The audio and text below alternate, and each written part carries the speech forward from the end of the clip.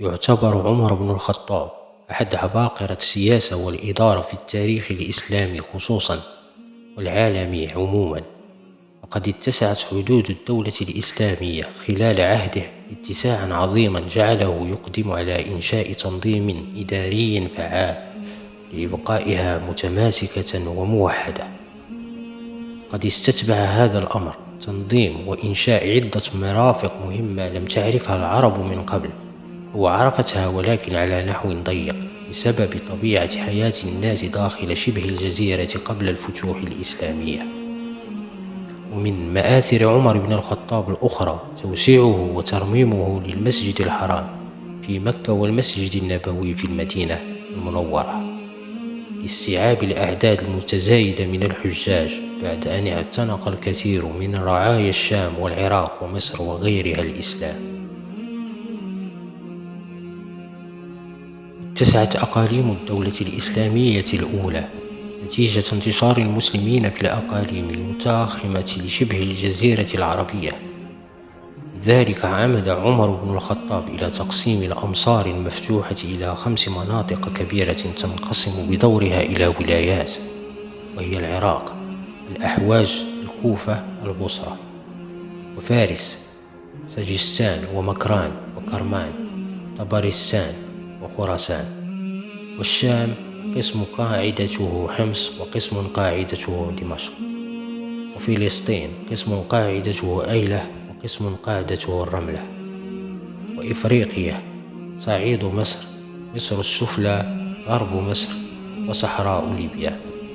أما في شبه الجزيرة العربية فأبقى على تقسيمها كما فعل أبو بكر الصديق، واستمرت تضم 12 ولاية هي مكة المكرمة، مدينة المنورة، الطائف، صنعاء، حضرموت، خولان، زبيد، مرقع، الجند، نجران، جرش، والبحرين. كما قسم الخليفة ولايات الشام إلى مقاطعات عدة دعي كل منها جندا، وهي جند قنسرين، جند دمشق، جند حمص، جند الأردن، وجند فلسطين. وكان عمر يختار لكل إقليم واليا، وكان يختارهم ممن يتوسم فيهم الصلاح والمقدرة على إدارة شؤون الدولة والقيام بالمهام الملقاة على عواتقهم.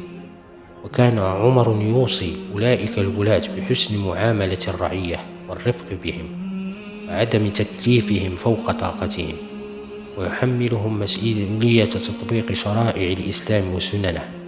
وقال موضحا واجباتهم: أيها الناس، إني والله ما أرسل إليكم عمالا ليضربوا أبصاركم ولا ليأخذوا أعشاركم، ولكن أرسلهم ليعلموكم دينكم وسننكم، فمن فعل به شيء سوى ذلك فليرفعه إلي، ووالذي نفس عمر بيده لأقتصن له منه. كذلك كان لعمر مفوضون رسميون يسافرون إلى الأمصار ويراجعون أعمال الولاة، وكان على رأس أولئك المفتشين محمد بن مسلمة، وهو رجل حازم فائق الأمانة، وحرصا منه على استقرار الولاة وعدم انشغالهم بأمر غير الولاية، فقد أجرى عليهم مرتبات من شأنها أن تعينهم على التفرغ لعملهم المنوط بهم. ومثال ذلك أنه أجرى على العمار والكوفة 600 درهم له ولكاتبه ومؤذنيه كل شهر، وأجرى على عثمان بن حنيف ربع شاة و5 دراهم كل يوم مع عطائه، وكان 5000 درهم. وأجرى على عبد الله بن مسعود 100 درهم في كل شهر وربع شاة كل يوم. ويشير بعض المؤرخين إلى أن عمر بن الخطاب اتبع نظام المركزية الإدارية في حكمه للدولة الإسلامية، أي أن حكومته المركزية القائمة في المدينة المنورة كانت تقوم وحدها بالوظيفة الإدارية دون مشاطرة الهيئات الأخرى لها في ذلك. وقيل أن ظروف الدولة الإسلامية في عهد عمر فرضت أسلوب المركزية في الحكم، بل إن عمر قد سلك أسلوبا مركزيا متطرفا يكاد لا يوجد له مثيل في التاريخ، وأن هيمنته في العاصمة لم تتوقف على الأمور العسكرية فحسب، بل امتدت إلى الشؤون المدنية، ومن ذلك استئذان المسلمين الخليفة في طريقة بناء المساكن في المدن الجديدة، وحرص الخليفة على أن يحاط علما بأقاليم الدولة التي لم يذهب إليها. وقد رد باحثون آخرون على هذا الرأي بقولهم أن كتب السيرة والتاريخ كما حفظت كتبا يوجه بها عمر عماله وقواده ويتابع أعمالهم، فقد حفظت كذلك آثارا يفوض فيها عمر الرأي لعماله وقواده لكي يتصرفوا في مواجهة المواقف بما تقتضيه هذه المواقف. ومن ذلك قوله لمحمد بن مسلمة: إن أكمل الرجال رأيا من إذا لم يكن عنده عهد من صاحبه عمل بالحزم أو قال به.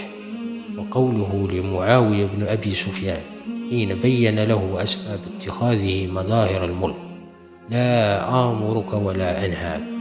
ورده على علي عبيدة حين استشاره في دخول الدروب خلف العدو بقوله: أنت الشاهد وأنا الغائب، وأنت بحضرة عدوك وعيونك يأتونك بالأخبار، إلى غير ذلك من النصوص التي تدل على أن عمر بن الخطاب كان ينتهج المنهج اللامركزي في الإدارة.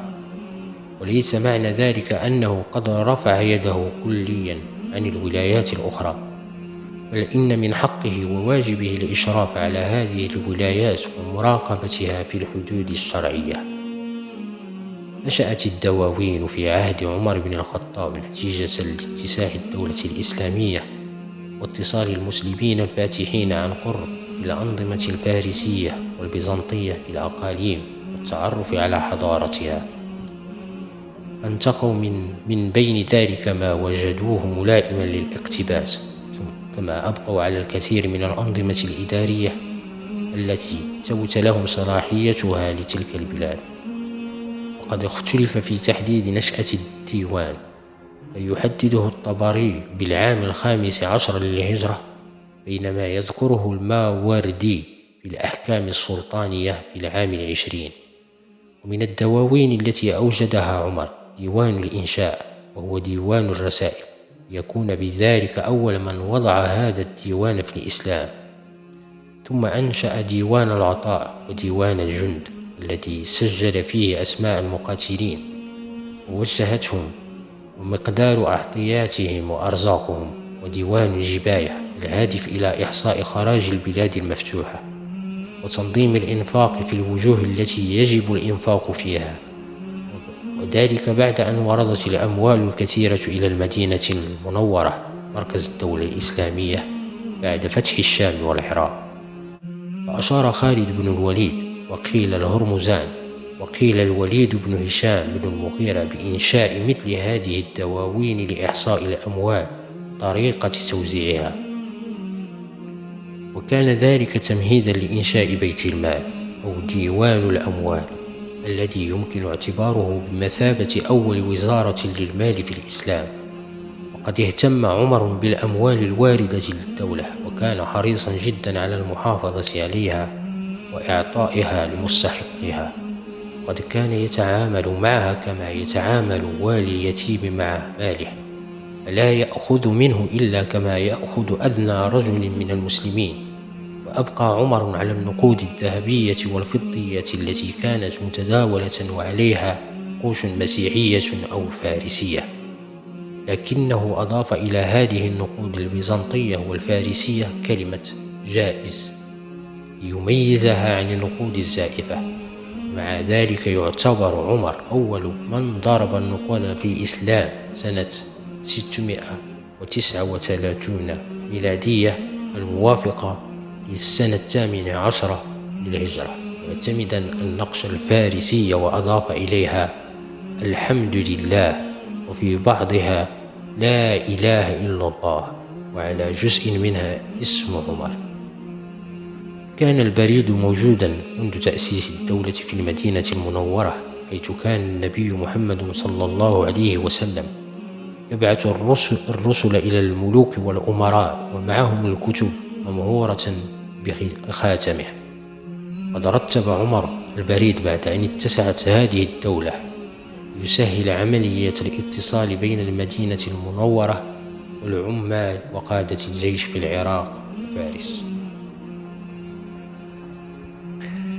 والشام ومصر، فكتب إلى معاوية بن أبي سفيان في الشام يحثه على استعمال النار في الإشارات لنقل الرسائل والأخبار، وإقامة الحرس على مناظرها واتخاذ المواقد لها. قسم الطرق إلى محطات بريدية بين الواحدة والأخرى مسافة 12 ميلا، وفي كل منها الحرس والزاد والماء. أما الخطوة الأخيرة في تنظيمة عمر بن الخطاب الإدارية كانت تكريس نظام الشورى عملا بالأمر الديني في القرآن، وأمرهم شورى بينهم وشاورهم في الأمر، والتي كانت دعوة صريحة للالتزام بالمشورة. وفي الحديث النبوي: استشر فإن المستشير معان والمستشار مؤتمن. وما سعد أحد برأيه ولا شقي مع مشورة، وما مشاورة أهل الرأي ثم اتباعهم. لذلك تمسك عمر بن الخطاب من بدء الشورى، وفي ذلك يقول: لا خير في أمر أبرم من غير شورى. واتبع القرآن والسنة النبوية في ذلك، فأبقى إلى جانبه كبار الصحابة من المهاجرين والأنصار يستشيرهم في كل مسألة لا يوجد فيها نص أو حديث. وعلى هذا الأساس منع هؤلاء الصحابة من مغادرة المدينة المنورة إلا بإذن وبأجل محدد، وذلك ليتمكن من استشارتهم ولمساندته في دعم نظام الحكم القائم أساسا على الشورى. وكان عمر يستشير الرجال، وكان أيضا يستشير النساء، حيث كان يقدم الشفاء بنت عبد الله العدوية في الرأي ويرضى عن رأيها. أدرك عمر بن الخطاب أهمية الجيش في نشر الإسلام، لذلك أوجد فرقا نظامية تقدر كل منها ب4,000 فارس لترابط في كل مصر من الأمصار. وهذا يعني تأسيس جيش نظامي ثابت يقدر ب32,000 فارس عدا المشاة والمتطوعين، مما يكفل حماية الدولة. ونظم الرتب في الجيش مثل أمير الجيش على 10,000 أو تزيد، وأمير القردوس على 1000، والقائد على 100. كان العرب يشكلون قوام الجيش في بداية عهد عمر بن الخطاب، ومع اتساع رقعة الدولة الإسلامية انضم إليهم عدد من الفرس والروم والقبط الذين اعتنقوا الإسلام. وعرف الجيش الإسلامي خلال هذا العهد استخدام أسلحة الحصار التي اقتبست عن الروم، ومنها المنجنيق وأبراج الحصار والدبابة وأكباش الدك. وأصدر عمر أيضا أمرا بوجوب تعلم الجنود ركوب الخيل والرماية والمشي حفاة والسباحة. وأنشأ مراكز عسكرية في المدينة والكوفة والبصرة والموصل والفسطاط ودمشق والأردن وفلسطين، بنيت فيها ثكنات مخصصة لإقامة العساكر، كما شيدت اسطبلات كبيرة يأوي كل منها قرابة 4,000 حصان مخصصة لدعم الجند عند الحاجة. بالإضافة إلى المراكز العسكرية، أنشأ الخليفة معسكرات في المدن الكبيرة والأماكن ذات الأهمية الاستراتيجية. كان عمر يكره ركوب البحر، ونهى قادة الجيش عن القتال فيه، وقد قام بعزل علاء بن الحضرمي والي البحرين، لأنه ركب البحر في 12,000 غازيا بلاد فارس. كما أنشأ عمر ديوان الجند، وكفل للجنود معيشتهم ومعيشة عائلاتهم مقابل انصرافهم إلى أعمال الجندية. يعتبر عمر بن الخطاب أول من أنشأ حبسا خاصا بالمتهمين بعد أن كان هؤلاء يعزلون في المسجد، وعرف هذا الحبس باسم السجن. كما كان أول من أدخل نظام العسس للتجول والمراقبة ليلا، من أجل مساعدة القاضي في إثبات التهم وتنفيذ الأحكام ضد المذنبين. ويعتبر هذا النظام بمثابة النواة التي قامت عليها فيما بعد الشرطة، ويتولاها صاحب الشرطة. وأول من أسندت إليه هذه المهمة هو عبد الله بن مسعود، وهو أول عساس في الإسلام. والعسس اسم مشتق كما تورده بعض المصادر، إن عس يعس عسسا، وعسا أي طاف بالليل. ولم يهمل عمر بن الخطاب القضاء، فكان يتولى الفصل بين الناس وتطبيق الحدود والأحكام. ولما توسعت الدولة واختلط العرب بسكان البلاد المفتوحة وازدادت القضايا في هذه الأمصار، تعذر على الخليفة النظر فيها، كذلك الولاة. عمل عمر بن الخطاب على فصل القضاء عن الولاية، وشرع في تعيين القضاة في البلاد المفتوحة، وولى أبا الدرداء قضاء المدينة، وشريحا الكندي قضاء الكوفة، وعثمان بن أبي العاص قضاء مصر، وأبا موسى الأشعري قضاء البصرة. قد أجرى عمر عليهم الرواتب، فجعل للقاضي سليمان بن ربيعة 500 درهم في كل شهر، وجعل لشريحة 100 درهم ومؤنته من الحنطة. وكان عمر يحث القضاة على إحقاق الحق وإقامة العدل بين الناس، مما دفع القضاة إلى العمل على تنفيذ أحكام الشريعة الإسلامية بحذافيرها. كما سن عمر لهؤلاء القضاة دستورا يسيرون عليه على هديه في الأحكام، قد لبث هذا الدستور مرجعا للقضاء.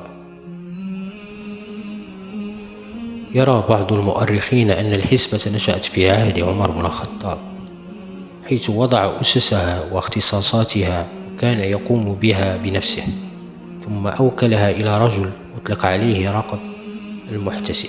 بينما يرى آخرون أنها نشأت في عهد الرسول محمد صلى الله عليه وسلم. الحسبة هي وظيفة دينية من باب الأمر بالمعروف والنهي عن المنكر، الذي هو فرض على القائم بأمور المسلمين، يعين لذلك من يراه أهلا له. وكانت مهمة المحتسب تتمثل في مراعاة أحكام الشرع، وإقامة الشعائر الدينية والمحافظة عليها، والنظر في أرباب البهائم، ومراقبة من يتصدر لتفسير القرآن الكريم، والنظر في الآداب العامة، وفي البيوع الفاسدة في السوق، والموازين والمكاييل. بهذا فقد تعدت الحسبة معناها وهدفها الديني إلى واجبات عملية مادية تتفق مع المصالح العامة للمسلمين. كان النبي محمد صلى الله عليه وسلم قد أمر بالتأريخ بعد قدومه إلى يثرب. قد حدث هذا التأريخ منذ العام الأول للهجرة. على هذا الأساس كان النبي صلى الله عليه وسلم يرسل الكتب الممهورة بخاتمه إلى الملوك والأمراء ورؤساء القبائل المختلفة. وما فعله عمر بن الخطاب كان منع الخلاف حول التأريخ. ومما ذكر في سبب اعتماد عمر للتاريخ أن أبا موسى كتب إلى عمر أنه يأتينا منك كتب ليس لها تاريخ. فجمع عمر الناس، فقال بعضهم أرخ بالمبعث، وبعضهم أرخ بالهجرة. فقال عمر الهجرة فرقت بين الحق والباطل، فأرخوا بها. وذلك سنة 17 للهجرة. فلما اتفقوا قال بعضهم ابدأوا برمضان، فقال عمر بل بالمحرم، فإنه منصرف الناس من حجهم. اتفقوا عليه. وفي رواية أخرى أن أحدهم رفع سقا لعمر محله شهر شعبان، وقال أي شعبان، الماضي أو الذي نحن فيه أو الآتي؟ ضعوا للناس شيئا يعرفون فيه حدود ديونهم. ويقال إنه أراد بعضهم أن يؤرخوا كما تؤرخ الفرس بملوكهم، كلما هلك ملك أرخوا من تاريخ ولاية الذي بعده، فكرهوا ذلك. ومنهم من قال أرخوا بتاريخ الروم من زمان الإسكندر، فكرهوا ذلك. وقال قائلون أرخوا من مولد رسول الله صلى الله عليه وسلم. قال آخرون من مبعثه عليه السلام. وأشار علي بن أبي طالب وآخرون أن يؤرخوا من هجرته من مكة إلى المدينة لظهوره لكل أحد، فإنه أظهر من المولد والمبعث. فاستحسن ذلك عمر والصحابة، فأمر عمر أن يؤرخوا من الهجرة النبوية، وأرخوا من أول تلك السنة من محرمها. كان عدد من الفرس الذين بقوا على المجوسية يضمرون الحقد والكراهية لقائد الدولة الإسلامية التي ظهرت جيوشهم وقضت على إمبراطوريتهم واسعة الأطراف. فعندما اتجه عمر لأداء الحج في مكة، حيث يعتقد أن مخططي الاغتيال اتبعوه حتى جبل عرفة، حيث سمع صوت يهتف أن عمر لن يقف مرة أخرى على الجبل. وفي رواية أخرى شوهد رجل وهو يهتف أن هذا حج الخليفة الأخير. وفي أخرى أن إحدى الجمرات أصابت رأس ابن الخطاب خلال الرجم، وسمع صوت أحدهم يقول أنه لن يحج مجددا. وفي جميع الأحوال يتفق المؤرخون أنه بعد عودة عمر بن الخطاب إلى المدينة المنورة طعنه أبو لؤلؤة فيروز الفارسي خنجر ذات نصلين 6 طعنات وهو يصلي الفجر بالناس، ثم حمل إلى منزله والدم يسيل من جرحه، وذلك قبل طلوع الشمس. وحاول المسلمون القبض على القاتل، وطعن 13 رجلا مات منهم 6. ولما رأى عبد الرحمن بن عوف ذلك ألقى رداء كان معه على أبي لؤلؤة، تعثر مكانه وشعر أنه مأخوذ لا محالة، فطعن نفسه منتحرا. وبذلك دفن أبو لؤلؤة فيروز الفارسي أخبار المؤامرة والدوافع إليها. اختلفت الروايات حسب ما يستنتجه المؤرخون. فمن أبرز الروايات والاستنتاجات التي قيلت حول حادثة اغتيال عمر بن الخطاب أن الأخير كان قد حرم على المشركين الذين بلغوا الحلم أن يدخلوا المدينة المنورة لما انطوت عليه قلوبهم من ضغائن وأحقاد ضد الإسلام. ولكن المغيرة بن شعبة عامله على الكوفة كتب إليه يطلب منه الإذن بدخول غلام له اسمه فيروز، ويكنى بأبي لؤلؤة لينتفع به المسلمون، لأنه كان يتقن عدة صناعات، فهو حداد ونجار ونقاش. ووافق عمر. وذات يوم اشتكى أبو لؤلؤة لعمر أن المغيرة يفرض عليه خراجا كبيرا. ولما سمع منه عمر قال إن خراجك ليس بالكبير على ما تقوم به من أعمال. فاغتاظ أبو لؤلؤ المجوسي من ذلك، وأضمر الشر والحقد عدة أيام، ثم ترجمه بطعن الخليفة. ويستند القائلون بهذه الرواية إلى القصة التي تقول أن عبد الرحمن بن أبي بكر، وهو رجل صالح ثقة، شهد أنه رأى الهرمزان وفيروز وجفينة النصراني ليلة الحادث يتشاورون، فلما فوجئوا به اضطربوا، وسقط منهم خنجر ذو نصلين. وشهد عبد الرحمن بن أبي بكر أنه نفس الخنجر الذي طعن به عمر. أما الهرمزان فكان من ملوك المجوس الفرس على منطقة الأحواز، قد أسره المسلمون، وعفى عمر عنه بعد نكثه العهد مرارا. وكان الحقد يملأ قلبه لأنه فقد ملكه، وعندما شعر بالخطر أظهر الإسلام، ولكن الناس كانوا يشكون في إسلامه. وأما جفينة النصراني فهو من مسيحي الحيرة، أرسله سعد بن أبي وقاص إلى المدينة ليعلم أبناءها القراءة والكتابة.